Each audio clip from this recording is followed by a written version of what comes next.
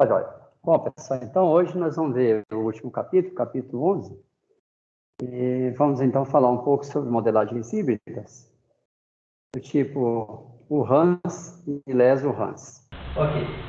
Bom, então, só fazendo uma rápida revisão, nós já vimos que existem características dos tipos de modelagem da turbulência, e nós temos vantagens e desvantagens, conforme a metodologia que a gente usa. Até agora o que nós vimos foi DNS, sumação numérica direta, sumação computacional direta, LES, Large Area Simulation, o HANS, e nós vimos que com DNS a gente então captura todo o espectro de estruturas turbulinares que compõem o escoamento turbulento. Aí a gente pode resolver de forma acurada escoamentos em proximidade de parede, podemos capturar efeitos de gradiente adverso de pressão. É a melhor modelagem que tem. O problema é o custo computacional, como nós já vimos, porque requer grande capacidade de cálculo, de armazenamento e também métodos sofisticados de solução de EDPs. Então, essas exigências elas vão aumentar de forma não linear, né? Na verdade, o custo é proporcional à redes elevada a 9/4, né? E, então, o aumento do custo computacional com o refinamento é não linear, é redes elevado a uma potência de 2, pouco. Então, as aplicações de DNS ficam limitadas a escapamentos caracterizados por baixo valor do parâmetro, que é o Radius. Então, só uma rápida revisão. Então, uma família de modelos híbridos vai ser apresentada, quer dizer, é apresentada na literatura, mas no presente texto a gente apresenta alguns exemplos só para que o leitor se familiarize, tome conhecimento que isso existe. Então, não é um capítulo para autossuficiente em termos de modelagens híbridas. A gente só dá uma pincelada para saber a existência desse tipo de proposta.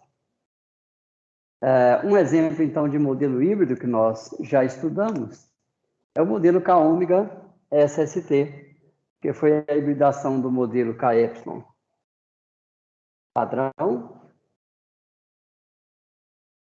mais o modelo K-ômega proposto por Wilcox. Então, a gente repete aqui esse modelo, observamos aí a presença da função F1, né? Presença da função F1, que é uma função que depende da distância entre um ponto considerado e a parede mais próxima dele. Então, conforme a gente vai se afastando, nós vamos migrando para o modelo K-epsilon. Quando a gente vai se aproximando da parede, a gente vai migrando para o modelo K-ômega. Então, isso é um modelo híbrido tipo Hans ou Hans. Então, uma das maiores dificuldades encontradas na modelagem de fechamento é a determinação de suas grandezas características, ou seja, velocidade característica, comprimento característico ou a taxa, a potência de transformação viscosa. Então, modelos do tipo escalas adaptativas, né, resultaram na busca de uma forma de se obter a adaptatividade dessas grandezas características. Ou seja, que a gente possa ter a flexibilidade de avaliar essas grandezas características segundo a física do problema. Mas se eu estou mais próximo de uma parede, se eu estou mais afastado. Então, isso é a adaptatividade das grandezas características. Aqui eu coloquei como eles escreveram em inglês, né, quando eles falam de escala, mas o que naturalmente não faz muito sentido.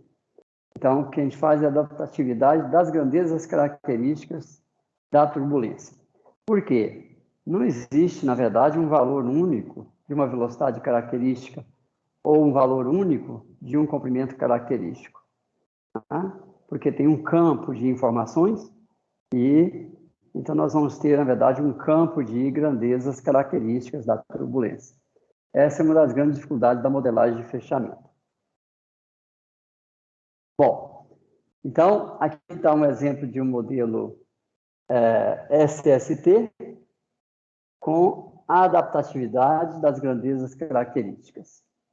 E o que mudou foi a presença de um termo adicional, QSAS, na equação de ômega.